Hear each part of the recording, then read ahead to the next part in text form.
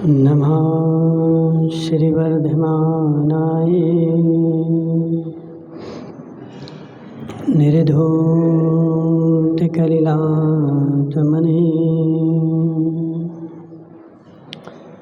शालोकानां त्रिलोकानां यद्विद्यादर्पणाय ते नमो रिहन्ताणं नमो सिद्धाणं नमो ऐरेयाणं नमो अध्यायाणं नमो लोयेशभ्यसाहूणं। पंच परमेष्ठी भगवान की अनंत अनंत सिद्ध परमेष्ठी भगवान के एक हजार देवादिदेव शांतिनाथ भगवान के आचार्य भगवान समंतभद्र स्वामी के आचार्य भगवान विद्यासागर जी महाराज के आचार्य भगवान विशुद्ध सागर जी महाराज के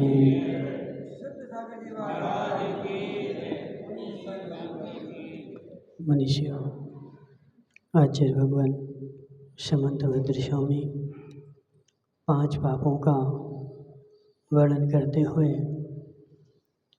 पांच व्रतों का वर्णन कर रहे थे और जिसमें आज वर्णन चल रहा है ब्रह्मचर्य व्रत का, जो सारे व्रतों में महान है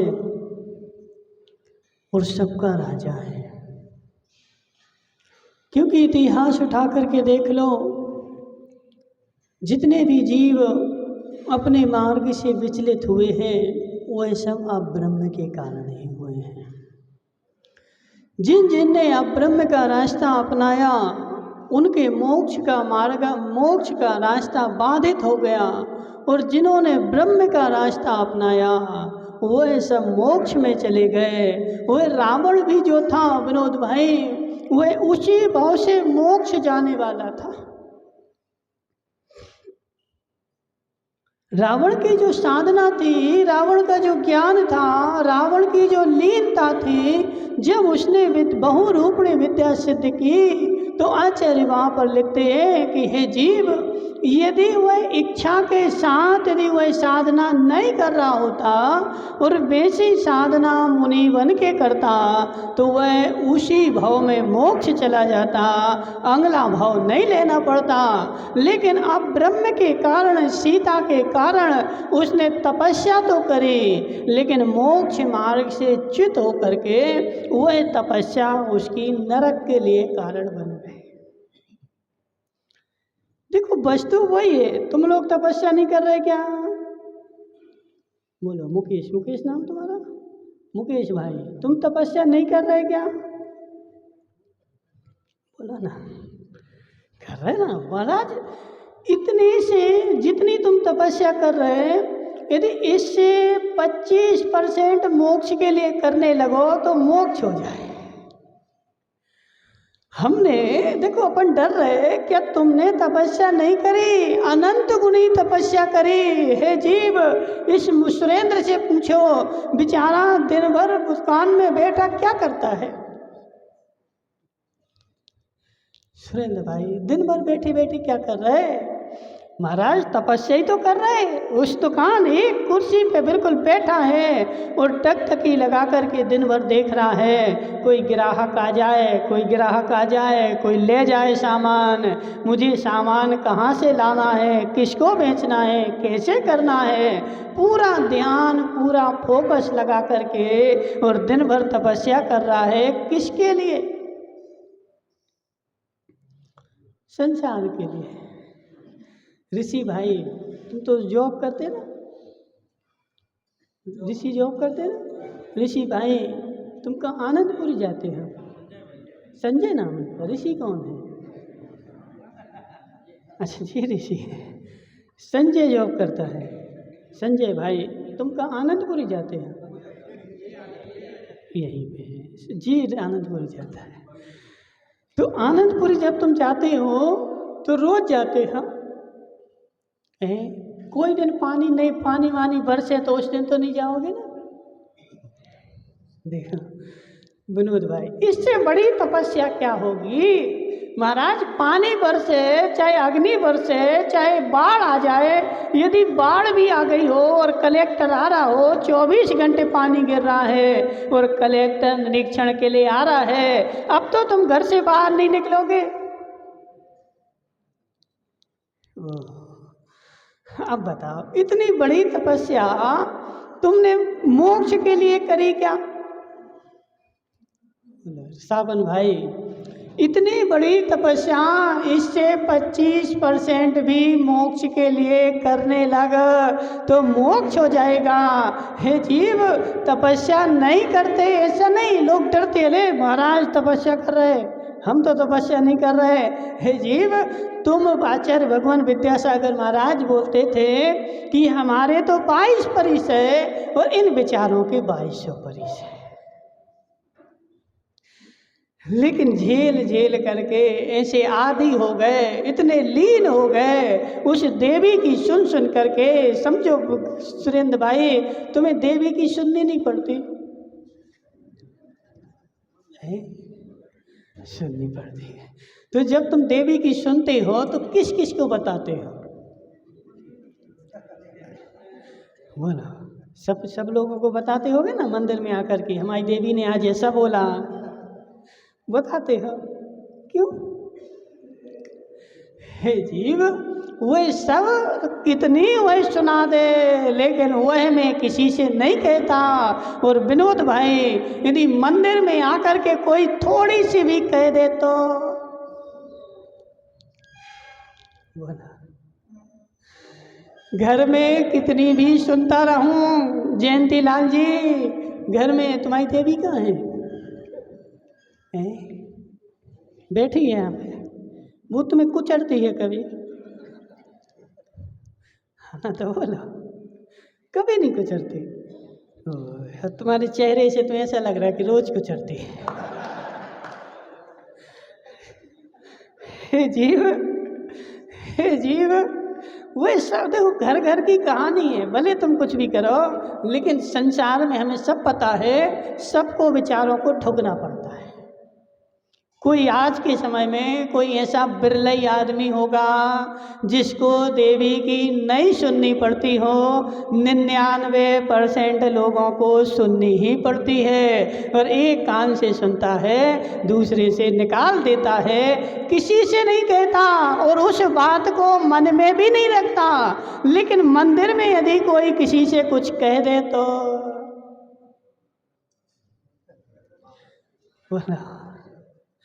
क्या होगा? महाराज आफत आ जाए, अभी लड़ाई हो जाए, डंडा चल जाए, इन्होंने हमसे ऐसा बोल दिया, और इसके लिए तुम्हारा जो कलिंजरा है ना वो प्रसिद्ध है। सारे बागड़ में कलिंजरा का नाम प्रसिद्ध है। काहे के लिए? हे जीव, नहीं, अब हम तुम्हें क्या बता रहे हैं कि देखो, तुम घर में ठुकते पिटते हो लेकिन किसी से नहीं कहते और मन में भी नहीं रखते, लेकिन मंदिर में यदि इतनी सी बात हो जाए तो उसको तुम फैला दोगे। तो जैसे तुमने घर की बात को सुन करके सहन कर लिया, ऐसे यदि तुम मंदिर की बात को सुन करके भी सहन कर लो तो वह घर की ठुकन जो थी, सावन भाई तुम्हारी देवी तो अच्छी मोटी था जी, उसको तो मारने की भी आवश्यकता नहीं पड़ती होगी। समझ रहे? हे जीव, जैसे जैसे तो घर में ठुकता रहता है, सब सहन कर लेता है, तो वह घर की ठुकन तेरे कर्म बंध का साधन है, और मंदिर में आकर के सहन करेगा तो वह तुम्हारे कर्म निर्जरा का साधन है। करना वही है, कोई अलग से काम नहीं करना। जो अनंत काल से जो तू कर रहा है वही काम करना है धनपाल जी, कोई नया नहीं करना। महाराज, हमने तो सुना था कि अब नया काम करना, अनंत काल से किया है वो नहीं करना, लेकिन मैं कह रहा हूँ जो अनंत काल से किया है वो ही करना है, कोई नया नहीं करना। क्या नया करोगे? संसार में रहते रहते बसंती लाल जी, ऐसा कौन सा काम बचा जो तुमने नहीं करा? कौन सा काम बचा बताओ? सारे काम कर लिए, एक भी काम मेरा बाकी नहीं बचा। अनंत काल से मैंने सब काम कर लिए।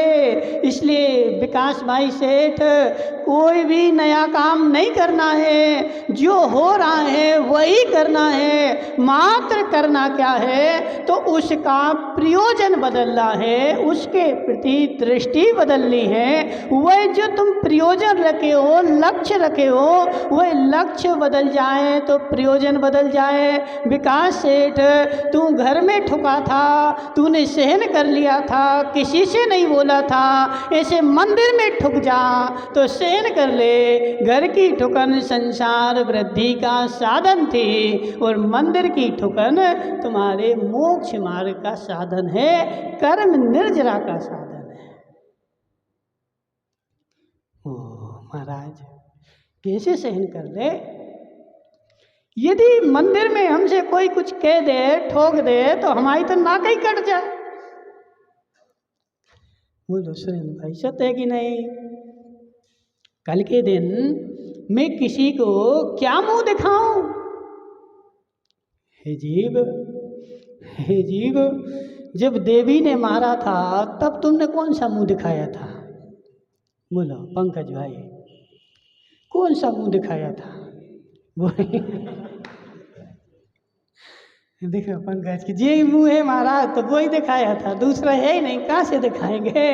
तो ऐसे तुम, जी हाँ भाई वही मुँह है तो वही दिखाना। भगवान को सब पता है तुम कितने पानी में हो। मात्र देखो तपस्या जो है, तुम घर में भी तपस्या करते ही हो, और वह तपस्या तुम्हारे संसार वृद्धि का साधन बन रही। उसमें यदि प्रयोजन बदल दो, लक्ष्य बदल दो, तो वह तुम्हारे मोक्ष का साधन बन जाएगी। सुरेंद्र भाई, तुम दुकान में बैठता है और जब सीजन आता है तब क्या करते बता?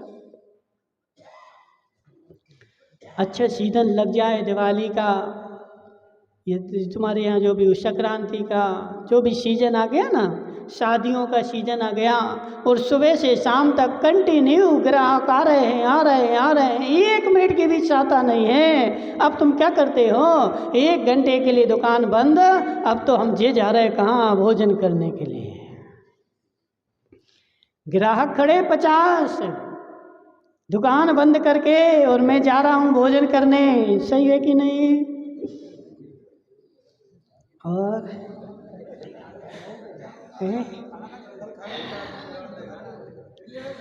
हे जीव, भूख ग्राहक की लाइन लगी है, भीड़ लगी है, कोई टेंशन नहीं, ना भूख लग रही ना प्यास लग रही। आज ग्राहक आए हैं, मैं कल खा लूँगा, आज की कोई टेंशन नहीं, और भूखा रह जाएगा। हे जीव, भूखा तू ग्राहक के पीछे रहा है, तो वह भूख ने तुझे कर्म का बंद ही कराया है। और वही भूखा यदि मोक्ष के लिए रहे, धर्म के प्रयोजन से रहे, तो वही भूख तुम्हारे निर्जरा का साधन है। भूख वही है। लेकिन महाराज मंदिर में तो नहीं रहा जाता है, सत्य कि नहीं? यदि 1 घंटे लेट हो जाए तो बोलो ना जी, मुकेश के पीछे बैठे, इनका क्या नाम है? अशोक भाई, सत्य बताओ, 1 घंटे लेट हो जाओ मंदिर में तो कैसा लगता है? तुम भी मास्टर हो और व्यापारी हो, क्या व्यापार करते हो? किराने का। अशोक भाई, यदि मंदिर में 1 घंटे लेट हो जाओ तो भूख लगती कि नहीं? नहीं लगती? पक्का? तो आज यहीं बैठना, आज घर नहीं जाना।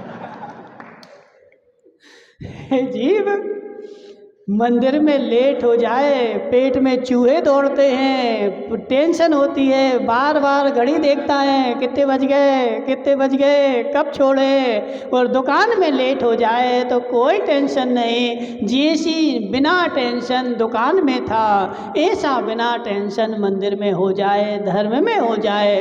करना वही है जो आज तक कर रहा था, कोई भी नया काम नहीं करना है, मात्र उसका प्रयोजन बदलना है। काम करने का स्थान बदलना है, लक्ष्य बदलना है। लक्ष्य बदल जाए तो निर्जरा हो जाए, और नहीं बदले लक्ष्य तो निर्जरा 3 काल में भी होने वाली नहीं है। इसलिए विकास भाई, सारे काम मैंने संसार में रह करके कर लिए हैं, लेकिन अंतर इतना है, काम करते करते मेरा लक्ष्य क्या था? तो संसार के काम का ही लक्ष्य था। इसलिए रावण ने इतनी सारी विद्या सिद्ध करी, वो कितने ध्यान में बैठा था। जब बहुरूपणी विद्या सिद्ध करी धनपाल जी, तो वह इतने ध्यान में बैठा था कि अंगद वगैरह कुमारों ने जाकर के वहाँ उसकी रानियों को, मंदोदरी वगैरह पट रानी के बाल पकड़ करके खींचे, और मंदोदरी रो रही, हे दशानन देखो मेरी क्या दशा हो रही, और तुम ध्यान में बैठे हो।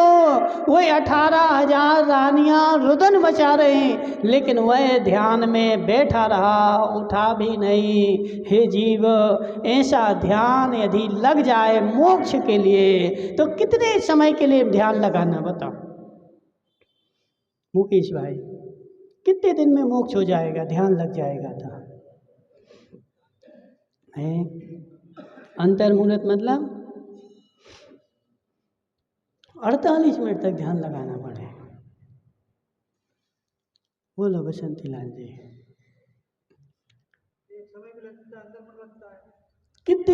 कितने मिनट में मोक्ष हो जाएगा? नहीं, केवली ज्ञान गम नहीं। बोलो घटी भाई, अंतर्मुहूर्त तो है, लेकिन अंतर्मुहूर्त के असंख्यात भेद हैं। कौन सा अंतर्मुहूर्त लगाना है? जघन्य भी नहीं लगाना है। कौन सा अंतर्मुहूर्त लगाना है? तो मात्र 0.12 सेकेंड, 0.12 सेकेंड के लिए ध्यान लग जाए, तो इतने में मोक्ष केवल ज्ञान हो जाए। 48 मिनट नहीं, 1 सेकंड का भी भाग, 1 सेकंड भी यदि ध्यान लग जाए, तो 1 सेकंड का ध्यान तुम्हारे 8 कर्मों को नाश करने के लिए साधन बन जाए। 1 सेकंड का, और दुकान में तो खूब लगता है। हे जीव, मात्र क्या करना है? प्रयोजन बदलना है। यहाँ पर आचार्य किसकी बात कर रहे हैं? अब ब्रह्म की बात कर रहे हैं। तो तू संसार में क्यों भटक रहा है? बोलो धनपाल जी, क्यों भटक रहे? डुकरिया के लिए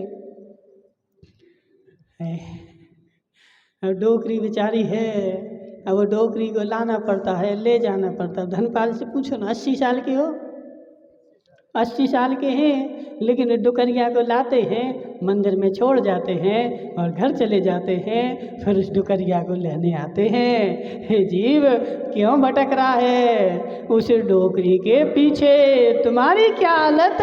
और तो और आचार्य पद्मनंदी पंचविंशतिका में क्या लिखते हैं? एक श्वान, सारे शरीर में खुजली है, एक पैर टूटा हुआ है, पूंछ कटी हुई है, मुंह में से खून बह रहा है और गले में घेंगर पड़ा है, लेकिन ऐसी अवस्था होने के बाद भी वह मादा श्वान के पीछे दौड़ रहा है। हे काम, हे जीव, हे जीव, यही परिस्थिति है। इसीलिए ब्रह्मचर्य को हमारे यहाँ व्रत बोला गया, और जिसके ब्रह्मचर्य नहीं, तो आचार्य कहते हैं कि वह 5वें गुणस्थान से ऊपर जा ही नहीं सकता। पूर्ण ब्रह्मचर्य वास्तव में 5वें गुणस्थान में ही पूर्ण ब्रह्मचर्य हो जाता है। 5वें गुणस्थान की उत्कृष्ट दशा 7वीं प्रतिमा ली तो पूर्ण रूप से स्त्री से विरक्त हो गया, जब जाकर के उसको 5वें गुणस्थान की ऊपरी दशा मिलती है। संसार में तो देखो क्या होता है, भोग भोगते हुए ही भगवान बन जाते हैं, लेकिन जैन आगम में नहीं बने। विनोद भाई, कैसे बनने तुम्हें बताओ? छोड़ करके कि भोग करके।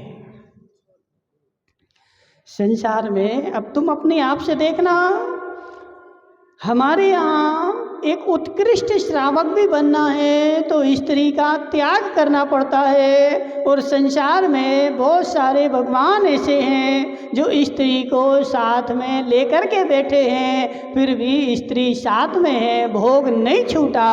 और तो और उन्होंने स्त्री के आधे अंग में प्रवेश कर दिया। कौन समझ रहे? नहीं कहता कौन? अर्धनारीश्वर, ठीक है। आधा शरीर स्त्री का, आधा शरीर पुरुष का। हे जीव, ये भगवान हो सकते क्या? बोलो। देखो, अपने अपने आप से पूछना। अपन लोग जाते ना बहुत सारी जगह, जे भगवान इनके, जे भगवान इनके, ये मूर्खों की भाषा है। वो भगवान किसी का नहीं है। तुम मूर्ख बने उसको भगवान मानते रहो, लेकिन वह किसी का भगवान है ही नहीं। भगवान जो होता है वो सबका होता है, और नहीं होता है तो किसी का नहीं होता है। सुरेंद्र भाई, तुम्हारे यहाँ नोट है, नोट है, नोट। सोना है, सोना। हाँ ना, तो बोलो, है ना? तो वो सोना किसका है? तुम्हारा है कि इनका है कि इनका है? किसके लिए वो सोना है? वो सोना किसके लिए है? बोलो ना। तुम्हारे लिए है जीव। वही सोना जो है सर्वत्र सोना है। कहीं भी चले जाओ, हमारे लिए भी है, इनके लिए भी है, बांसवाड़ा के लिए भी है, मुंबई के लिए भी है, अमेरिका के लिए भी है, लंदन के लिए भी है। जो वस्तु वास्तविक है वह तो सोना सोना ही रहेगी। अब अमेरिका चले जाओ मुकेश भाई, सोने का सिक्का लेकर के, तो वहाँ की सरकार नहीं लेगी ना उसको? क्यों लेगी? बोला ना। एक सोने का सिक्का लेकर के अमेरिका गए तो अमेरिका की सरकार तो भगा देगी, नहीं ले रहे हम, जाओ भगो यहाँ से। नहीं भगाएगी। क्यों? सोना सोना है, सर्वत्र चले जाओ, सब जगह चलेगा, वह कहीं भी फेल होने वाला नहीं है। अब तुम पीतल को सोना मान लो। सुरेंद्र ने पीतल का बिस्किट लाया और सोने का मान लिया और घर में रखे है तो रखे रहो। बाहर लेके जाओगे तो नहीं चलेगा। तो ऐसे विनोद भाई, तीर्थंकर भगवान, अरहंत भगवान जो हैं वह सोने के तरह भगवान है। कहीं भी चले जाओ, सर्वत्र चले जाओ, प्राणी मात्र के लिए भगवान है। और जो भगवान है वह पीतल के भगवान है। तुमने उनको सोना मान रखा है, अन्यत्र जाओगे तो वो नहीं चलेगा। इसलिए भगवान जो है वो भगवान ही है। जिसके पास नारी है वो भगवान नहीं है। वो माताएं बोल रही होंगी, महाराज हमारे लिए सब बोल रहे हैं। इसलिए ना तो जिसके पास नारी है वो भी भगवान नहीं है, और नारी भी भगवान नहीं है। भगवान तो कौन बनेगा? तो नर ही भगवान बन सकता है, नारी भगवान नहीं बन सकती। क्यों नहीं बन सकती? क्योंकि नारी के स्वभाव में माया है। देखो, हम सिद्धांत से बोल रहे हैं, गट्टी भाई, नारी को भगवान क्यों नहीं बना सकते?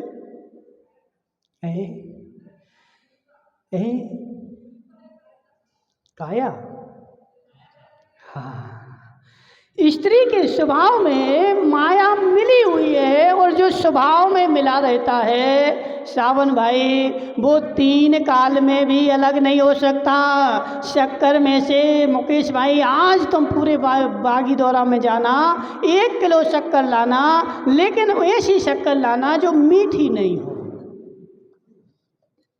मिलेगी? उस दुकानदार से बोलना 1 किलो शक्कर दे दो, तो तुम अपनी मिठास निकाल लो, मिलेगी? हे जीव, जो मीठी हो नहीं होगी वह शक्कर भी नहीं होगी, जो मीठी होगी वही शक्कर होगी। तो जो मायाचारी से रहित होगा वह स्त्री नहीं होगी, और जो स्त्री होगी वो मायाचारी से सहित होगी, क्योंकि स्त्री पर्याय का स्वभाव ही है माया। और स्वभाव कभी भी छूटता नहीं है। इसलिए हे जीव, अब्रह्म का सेवन ही मोक्ष मार्ग की प्रथम सी अब्रह्म का सेवन ही मोक्ष मार्ग के बाधक की प्रथम सीढ़ी है। और जब ब्रह्म में लीन होगा तभी जाकर के मोक्ष मार्ग ही बनेगा। और जितनी भी रिद्धियां हैं, जितनी भी सिद्धियां हैं, वह किसको सिद्ध होती हैं? तो वह ब्रह्मचारी को ही होती है। ब्रह्मचारी के लिए सिद्धियां सहर्ष सिद्ध हो जाती हैं। ब्रह्मचारी को सिद्धि रिद्धियां सिद्ध नहीं होती। आज वर्तमान में भी देख लो, जितने भी मुनिराज आज चमक रहे हैं वह सब कैसे थे? बाल ब्रह्मचारी थे। विनोद भाई, जिन्होंने बचपन से स्त्री का कभी सेवन ही नहीं किया, स्त्री के ऊपर नजर उठा के ही नहीं देखी, उनका शरीर जो था सब कुछ सहने के लिए समर्थ था। उनको आचार्य भगवान विद्यासागर महाराज को 77 साल कितने 78 साल तक रहे, 78 साल तक जिए, लेकिन जीवन में कभी पंखे की आवश्यकता नहीं पड़ी। कितनी गर्मी हो जाए, कितनी सर्दी हो जाए, लेकिन कभी भी उनको पंखे की आवश्यकता नहीं पड़ी। क्यों सावन भाई? क्योंकि उनका ब्रह्म जो था मजबूत था। बचपन से लेकर के उन्होंने अपने ब्रह्मचर्य का पालन किया और उनको सैकड़ों रिद्धियां अपने आप प्रकट हो गई। जो ब्रह्मचर्य का पालन करता है उसकी रिद्धियां स्वभावता ही प्रकट हो जाती हैं। उसको वचन सिद्धि हो जाती है, काय सिद्धि हो जाती है, उसका सारा शरीर ही रिद्धिमय हो जाता है। क्योंकि सारे व्रतों में सबसे बड़ा व्रत जो है वो कौन सा है? और संसार में जो महादेव हैं वो कौन थे पता है? महादेव का उसी भाव का पूर्व समय नहीं पता है? कौन थे? हाँ, मुनिराज से हुआ था, लेकिन उनका वो कौन थे? वह भी मुनिराज थे। जो आज वर्तमान में महादेव के नाम से तुम लोग पूछते हो, ये जैन आगम के अनुसार कौन थे? तो यह भी मुनिराज थे। और मुनिराज बन करके उनने ब्रह्मचर्य का घोर पालन किया और घोर पालन करने से उनको रिद्धियां प्रकट हो गईं। लेकिन जैसे ही रिद्धियां प्रकट हुई वह बेचारे स्त्री के राग में लग गए और स्त्री के राग में लग करके मुनिपना छोड़ दिया और महादेव पना स्वीकार कर लिया। लेकिन वह जो रिद्धियां प्रकट हुई थी वह उनको ब्रह्मचर्य के पालन से ही हुई थी। बाद में भटक गए और भटक करके भगवान बन गए। तो ब्रह्मचर्य जो है सबसे बड़ा व्रत है। अपने जीवन में जितना पालोगे उतना मेरा जीवन महान बनेगा, रिद्धि सिद्धियां प्रकट होंगी। ब्रह्मचारी को कोई भी रिद्धि प्रकट नहीं होती, व्यभिचारी को कोई भी रिद्धि प्रकट नहीं होती है। जितनी भी होती हैं, यहाँ पर कौन प्रसिद्ध हुआ? तो नीली प्रसिद्ध हुई। नीली को जानते हैं? कौन थी? बागीदौरा की थी। और है जीव, नीली जो थी एक शुद्ध व्रती थी। उसकी शादी भी हुई, लेकिन कैसी शादी हुई? तो विधर्मी के साथ। वो थी तो जैन, लेकिन उसकी शादी किसके साथ हुई? बोलो, कौन था विधर्मी? नहीं पता, बोलो गटी बाई है किसके साथ? हाँ बहुत बढ़िया, देखो गटी बाई को तुम लोग सब आता है। नीली की शादी धोखे से बौद्ध धर्मी के साथ हो गई। जब उसको वहाँ जाकर के पता चला कि यह मेरा पति जैन नहीं है, लेकिन उसने अपना जैन धर्म नहीं छोड़ा। उसको उसकी सास ने विभिन्न प्रकार की यातनाएं दी, लेकिन उसने अपना धर्म नहीं छोड़ा। हे जीव, अपने धर्म के प्रति इतने कट्टर रहना, गला कटे तो कट जाए लेकिन धर्म ना कटे। सुरेंद्र भाई आजकल वो लोग हो रहा है ना, हम देख करके आए तुम्हारे यहाँ अंदेश्वर के पास में ही लोगों को पैसा दे करके सबको धर्म परिवर्तित करा दिया। लोगों को पैसा दिए और सब ने अपना अपना धर्म परिवर्तन करके और दूसरे धर्म में चले गए। हे जीव, तुम जैन कुल में आए हो, जैन धर्म मिला है, पैसा चला जाए, भूखे मरना पड़े तो मर जाना, लेकिन कभी भी जैन कुल को परिवर्तित करने की कोशिश मत करना। मेरी श्रद्धा का गला ना कटे, मेरा गला कटे तो। वह नीली इतनी पक्की थी, मेरा गला भी काट दिया जाए लेकिन मैं अरहंत की श्रद्धा को नहीं छोड़ूंगी। सब प्रकार से बौद्धों के महाराज जो थे वह उनको समझाने के लिए आए। हे बच्ची, तू छोटी है, तू जानती नहीं है, मान जा, मेरी बात मान। संसार में बौद्ध धर्म ही सबसे पक्का है और हम जो हैं हम अंतर्यामी हैं। बहुत अच्छी बात है सुरेश भाई, तुम भी अंतर्यामी हो। बौद्धों के भिक्षुओं ने नीली से क्या बोला? हम अंतर्यामी हैं, हमारी बात मानो। लेकिन नीली तो कट्टर थी, बोले उसकी सास ने बोला इनके लिए भोजन बनाओ, बोले बना देंगे, ये तो अंतर्यामी है। और वह सब जूता पहन करके आए थे, सबके एक एक जूता मंगाए और पीस करके भोजन में डाल दिए और सबको मसाला डाल करके सब खिला दिया। मसाला डाल दो सब खा जाते हैं। आज देखो जमाना ऐसे ही है। मुकेश भाई होटल पे जाता है, होटल पे 8 दिन की सब्जी बनी रखी थी, उसने मसाला डाल के गरम कर दिया, सब खा गए। मसाला डाल दो फिर पता थोड़ी चलता। और जूते के उसने जूते कुचर करके और मसाला डाल करके सब्जी बना दी। काय की सब्जी? जूते की सब्जी। खाई कभी? जीव, वह उनके साधु जो थे वो जूते की सब्जी भी खा गए और खा करके बोले बहुत अच्छा भोजन बना, मैंने आज तक ऐसा नहीं खाया। लौंग सुपारी खा करके जाने के लिए उद्यत हुए तो देखा कि हमारे एक एक जूते तो है ही नहीं। कहाँ गए ये जूता? नीली ने बोला तुम तो अंतर्यामी हो, पता कर लो कहाँ चले गए। घबरा गए, बोले बताओ जल्दी कहाँ है मेरे जूते, कहाँ रखे तुमने? उसने बोला तुम भोजन में खा करके अंदर चले गए तुम्हारे, तो मैंने खा लिया। जैसे इनको पता चला कि मैंने सब्जी कौन सी खाई, तो जूते की सब्जी खाई, उल्टी करने लगे। जब उल्टी किया तो छोटे छोटे टुकड़े निकले। उसकी सासू माँ को ठीक नहीं लगा। बहू ने हमारे महाराजों के साथ ऐसी चेष्टा करी, वह उसकी बैरी हो गई। उसने उसके ऊपर उल्टा होने का आरोप लगा दिया। ये जो नीली है वो व्यभिचारी है और सारे नगर में बात फैल गई। अब वो अपना मुंह किसको दिखाए व्यभिचारी पने का।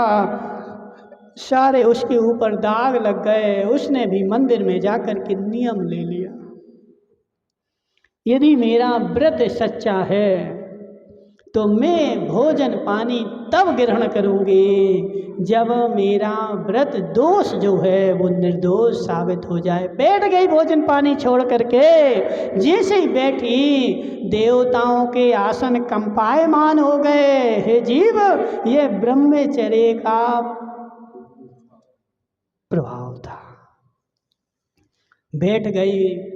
देवताओं के आसन कंपायमान हो गए, और जैसे ही कंपायमान हुए तो देवताओं ने आकर के उसके स्वप्न में बोला, हे नीली, तुम घबराओ मत, हम तुम्हारे साथ हैं और कल सुबह तुम्हारी निर्दोषता सिद्ध हो जाएगी। नगर के मुख्य द्वार जो है वह हम कील देंगे, बंद कर देंगे, और जैसे ही बंद होंगे तो वह मात्र तुम्हारे ही स्पर्श से निकलेंगे।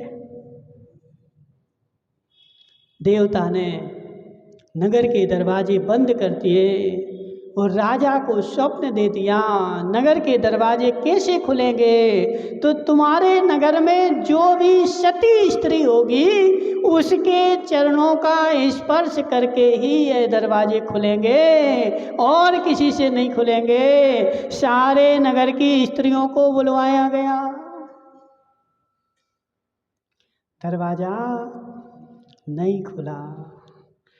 उस नीली की सासू माँ जिसने दोष लगाया था उसको भी बुलाया गया, उसने भी पैर लगाया, लेकिन दरवाज़ा नहीं खुला।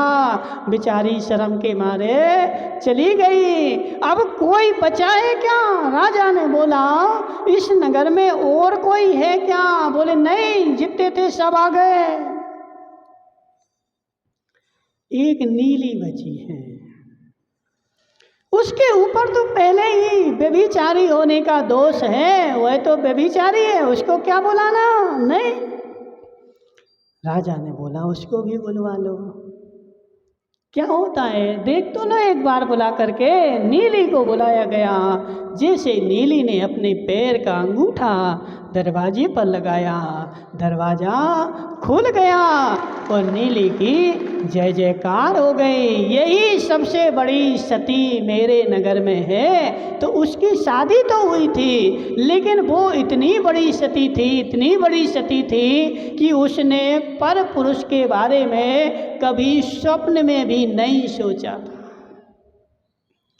और नगर की स्त्रियों ने व्यभिचार नहीं किया हो सकता है, लेकिन स्वप्न में या मन में व्यभिचार किया था, इसलिए उनके पैर से दरवाज़ा नहीं खुला। लेकिन नीली ने जो था अपने पति को छोड़ करके कभी दूसरे के बारे में स्वप्न में भी नहीं सोचा था, इसलिए वह ब्रह्मचर्य व्रत में प्रसिद्ध हो गई। सारे नगर में उसकी जय जयकार हुए। इसलिए हे जीव, ब्रह्मचर्य व्रत जो है वह एक महान व्रत है। अपने जीवन में सबको पालना चाहिए। जो जितना पालेगा उसका धर्म उतना महान होता जाएगा। एक स्त्री ही एक ऐसी है जिसके पीछे बेचारे अपने सब धर्म छोड़ बैठते। इसलिए सुरेंद्र भाई, स्त्री कूटे तो कोई से कहना नहीं, ठीक है? और मंदिर में भी कुटो तो भी बुरा नहीं मानना। जैसे स्त्री के कुटने से बुरा मानते हो, बोलो तुम कुटते हो कभी? अब बेचारे देखो बताते भी नहीं है, क्या करें? अब कुटती है, लाए हैं तो कुटना तो पड़ेगा। हे जीव, कुट जाओ, कोई दिक्कत नहीं। लेकिन जैसे मंदिर में घर में कुट जाते हो, ऐसे मंदिर की कुटन को भी सहन कर लो, तपस्या हो जाएगी, कर्मों की निर्जरा हो जाएगी। बोली शांतिनाथ भगवान की।